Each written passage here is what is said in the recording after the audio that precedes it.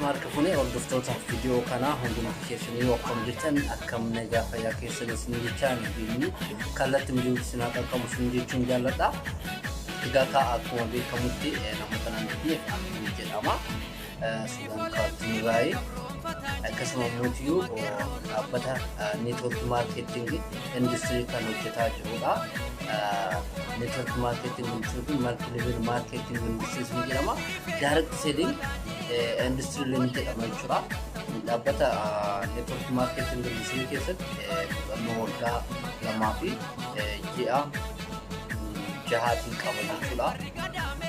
Egaa ka guyyaa har'aa waan guddaa qabatee dhiyaatee jira. Egaa ka wanti guddaan maali? Wanta beeknu barbaachisa. Kanaafiyyuu waan baay'ee xiqqoo taate garuu ergaa guddaa of keessaa qabdi jechuudha. Masduriin guyyaa har'aa qabadhee isiniif dhiyaate jechuudha. Kutaa tokkoffaadha. Egaa ka masduriin isaas maali kan jedhamu akkuma argaatu hin jettan isa kanaadha jechuudha. Qarshii moo maallaqa ta'e yookiin qarshii moo qabeenya isa jedhu waliin ilaalle jechuudha. Akkasuma mootiyyuu ilaalcha galii keetiif qabdu.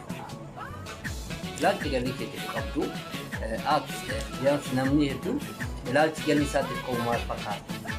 Namni kamiyyuu galii hamma danda'ame galii galchuuf kan qabu waan ta'eef ilaalchi galii isaatiif qabu maal fakkaata waliin kan ilaallu jechuudha guyyaa har'aa. Egaa kanaaf kallatti maal ilaalchi galii keenya nuti qabu maal fakkaata kan jedhuun duratti osoo achitti hin tarin mee piikcharii kanaa daawwanna. Piikcharii kana argaatti kan jedhetti yaada. Sharariitidha. Akkasuma qarcoo yookiin lootuu jedhama miti. Qarcoo yookiin lootuu jedhama afaan adda addaatiin. Okay. Sharariitii kan argaatti jettanii qarcoo kanas argaatti jettan maal gochuu jiran hundi isaaniitu egaa soorata barbaachuu jiran jechuudha. Soorata barbaachuu jiranii yookiin wanta isaan nyaatan barbaadataa jiran jechuudha. Egaa akkuma asirratti argaatti jettan lootuu yeroo fudhataniitiin jettan fakkeenyaaf lootuu ni fudhattu.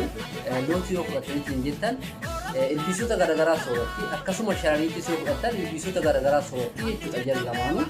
Haa ta'u garuu lootuun sharariitii caalaa humna cimaa qabdi. Sharariitii caalaa humna cimaa qabdu waan ta'eef argaatiin jirtanii maal godhaa jirti? Tisiisa soorataa fakkeenyaaf tisiisa ariitee maal gooti guyyaatti tokko nyaata ariitee waan argatte daarettii fudhattee nyaataa turte jechuudha. Garuu lootuun sharariitii immoo yeroo argaatiin jirtan maal godhaatti dirii isheen ijaarrachuutti jirti jechuudha. Haala salphaatti fayyadamuu jirti isheen. Lootuun garuu aarsaa guddaa kaffalaa jirti. Aarsaa guddaan isiin kaffalaa jirti kun mootiyyuu aarsaa guddaa kaffalte tisiisa tokkicha qabatuu dandeesse jechuudha. Okay, sharariitii haalaan sharariitii yoo ilaaltan akkuma argaatiin hin jirtan sharariitiin maal gochuu jira? Dirii ijaarrachuu jira yookiin mana biyya tokko sharariitiin mana irratti waan ta'e ijaarratti mana waan akkasii ijaarratti. Mana isheen ijaarratu irratti teessisni dhaqee achirratti qubata ni qabata. Wanni isheen ijaarratu gadi ni dhiisu jechuudha. Waraabmoo fedha haa ta'u yoo humna cimaa qabaatee liigii harkaa ba'e malee maali wantoota akka bokees ta'ee tisiisas ta'ee wantoota hedduu maal godhaa dhaqee achirratti rakkata jechuudha. Dhaqanii achirratti gaafa rakkatan isheen maal gooti achirraa sooratu jirti jechuudha. Garuu guyyaa har'aa isheen aarsaa kaffalteetiin maal ijaaruu jirti? Dirii ishee ijaaruu jirti jechuudha. Aarsaa kaffaltee dirii ijaaruu jirti. Garuu qooqa jirti waan nyaattu kana ijaaruu jirti. Lootuu fudhatta mootii lootuu maal gochuu jirti? Ariitee guyyaa har'aa nyaachuu jirti jechuudha. Egaa mee jara kanarraan wanta haasofnutu jira jechuudha. Egaa kan jara kanarraa kan haasofnu akkasuma nuti mootiyyuu kallattii lootuutti immoo kallattii tiisaati. Okay, akka lootuus taatee fudhachuu dandeetta mataan kee fakkeenyaaf akka lootuutti jiraachuu nan danda'a yookiin akka qarcootti jiraachuu nan danda'a. Haa jedhu namni tokko fakkeenyaaf yoo akkas jedhee akkuma argaatiin hin jirtan sharariitiinis qarcoonis tisiisa sooratan. Garuu mootiyyuu tisiisa guyyaa guyyaatti kan sooratudha jechuudha qarcoon. Akkatti yoo ilaaltan mee gaafinan isin gaafadhu osoo miilli lootuu tokko cabe yookiin miilli isii lama murame akka carraatti namni dha'uuf naannessa miti miilli tokko osoo murame deemuun dandeessu. Sharaariitiin isa soomini tokko murame deemuun dandeessu. Kanaafuu sharaariitiin illee bakkee isii qubattee teesse lootuunis bakkee ishii qubattee teesse kamtu irra miidhama. Maajin yaadan sirriitti yaaduudha mee. Kanaaf lootuutu irra miidhama moo sharaariitti horiitan koomentii gochuu dandeessan jechuudha. Kanaaf sharaariitu lootuutu irra miidhama. Sababbiin isaatiyyuu lootuun guyyaa guyyaatti fiidee waan nyaatuuf. Guyyaa fiidee nyaachuu hin dandeessu du'uu dandeessa jechuudha. Garuu sharaariitti immoo dirii ishii ijaarteetti waan ta'eef mana ishii yeroo ta'etti isin dhufeetti rakkataa fechuu mara nyaatti jechuudha. Haala hundaan argaa jirtan kamtu akka irra sirriitti baay'inaan bu'aa yookiin immoo tisiisa kana sirriitti irra qabachuu danda'e. Kamtu irra sirriitti siistama fayyadamaa jira. Kanaaf nuti akka lootuu osoo hin taane akka tisiisaa ta'u akka sharaariitii ta'uu qabna jechuudha. Yeroo sharaariitiin dirii kana ijaartu lootuun maal jechaani turte? No. Wanti kun sirraan eegamu jireenyi kee hagam jiraattuuf yookiin immoo ilmee kee hagam turuudhaaf wanta kana ijaaruu dandeessa. Kana dhiistee deemtee guyyaatti tokko nyaattee ooltee quuftee sadaattee ooltu jedhaani turte. Garuu immoo gaafa ishee miidhamtetti lubbuun ishee baraaramuu hin danda'u jechuudha. Lootuun maaliif guyyaatti deemtee waan nyaattuuf guyyaatti baatee akka fakkeenya nama jala qacaramee hojii qacarree yookiin namoota jalatti qacaramanii hojjetan osoo fudhannee amma fakkeenyaaf gara jireenya keessanii deebi'aa hundumti keessaniyyuu gara jireenya keessanii deebi'ame. Gara jireenya keessanii yoo deebitan namni nama jala hojjetu tokkoof namni dhuunfaa hojjetu tokkoo fi namni hojii internaashinaal yookiin immoo beeksisa hojjetu tokko waliin haa ilaallu. Namni hojii qacarree hojjetu tokko fakkeenya akka lootuu jechuudha. Lootuun maal gooti? Ganama baati galgala ni galti. Ganamni baati galgala ni galti. Garuu immoo nyaattee ni quufti. Hegeree ishiitiif ilmoo ishiitiif maal akka keetti hin jiru. Hegeree isiitiif maal akka kaayatte hin jiru jechuudha. Kanaaf nuti akka lootuu san jiraachuu yoo barbaanne jiraachuu dandeenya. Hedduu jiraachuu ni dandeenya. Maaf yoo jenne hojii qacarrii nama jala qacaramnee namoonni hojjennu jira. Namoonni hojjetan jirtan fakkeenya baay'eetu jira. Namoonni akkasii sun ganama ni ba'a galgala gala, ganama ni ba'a galgala gala. Osoo wanta tokko rakkatee riftii gochuu hin danda'u. Riftiin godha jedhee gaafa yaadu tokko mootiyyuu maal gochuu danda'a? Damoosa saniif yaada wayinarraa muranii na ari'uun nu laata wanta akkasitti dhagahamuu danda'a. Okay, namicha ofiin of qacaree ofu tokko haalaallu immoo ofiin of qacareetuma nam tokko maallaquma isaatiin of qacaree ka jiraatu jira. Inni sun maal? Fakkeenya namicha rakshaa bitatee haa fudhannu, baajaajii wantoota akkasii haa bitatu, wantoota akka gaarii haa bitatu, konkolaataa haa bitatu, waanuma ta'e kamiyyuu haa bitatu. Maal godha? Yoo inni guyyaan sochoose suuqa tokko haa banu. Kunniin nama ofiin of qacaran suuqa tokko banatu baay'ee gaarii. Konkolaataa bitattee ofii keetiin oofuun baay'ee gaarii. Harka namaa jalaa baateerta ofii keetiin. Garuu harka namaa jalaa baate malee ofuma keetii of qacartee of oofuu jechuudha.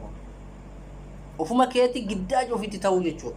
Ofuma keetii riftii of dhoorkuu jechuudha inni kun immoo. Ifa miti.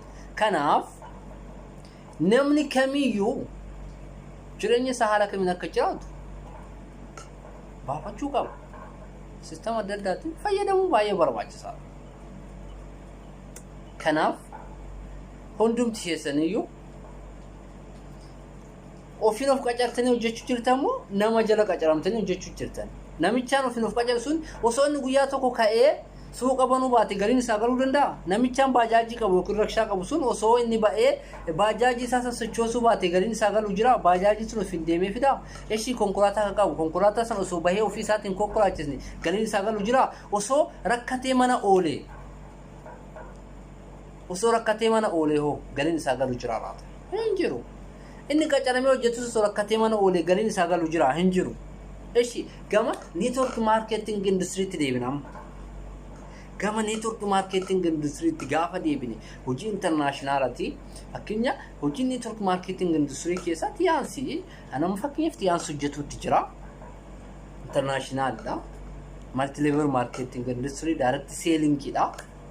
Kanaaf direct selling kana waliin hojjetaa jirani maarkeetingii kana hojjedha.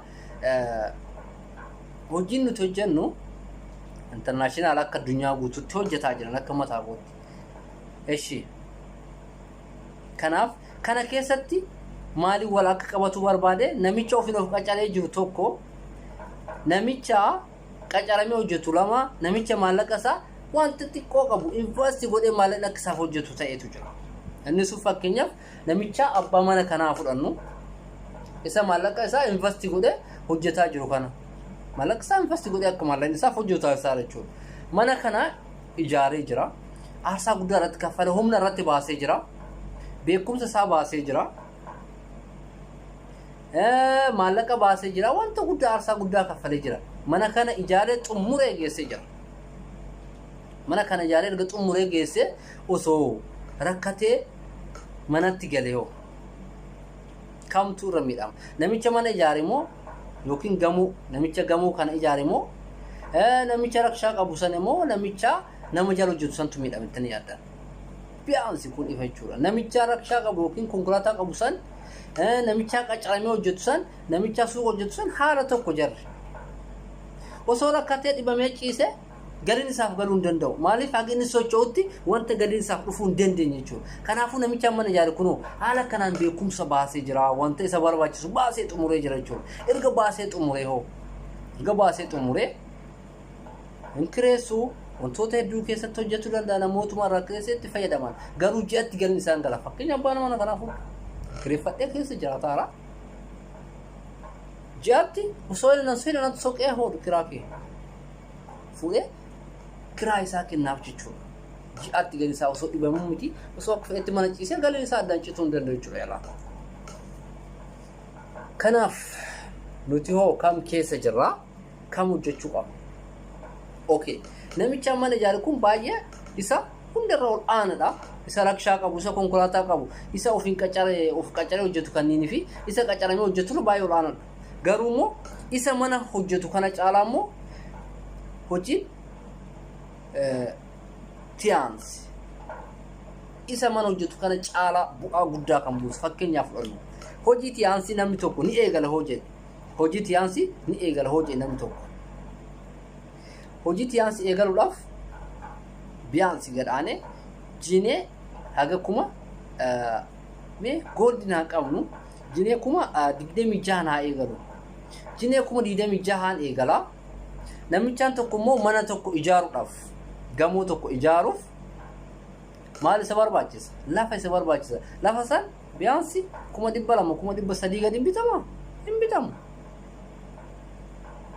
Kaaree 400 kaaree 500 akkas gamoo tokko irratti ijaaruuf kan barbaachisu kuma 300 biyaansi kuma 700 jira yeroo ammaa kana gara biyya Itoophiyaatti gara biyya keenyatti deebisne kuma 700 gamoo ijaaru kuma 700 maal godhee jira? Lafa bitee jira. Tiyaansi eegaluudhaaf qarshii kuma inni tokko tiyaansi eegaluuf qarshii kuma meeqa baase? Kuma 26 kuma 700 baaseera. Ishi amma wal madaalchisnee ilaalla.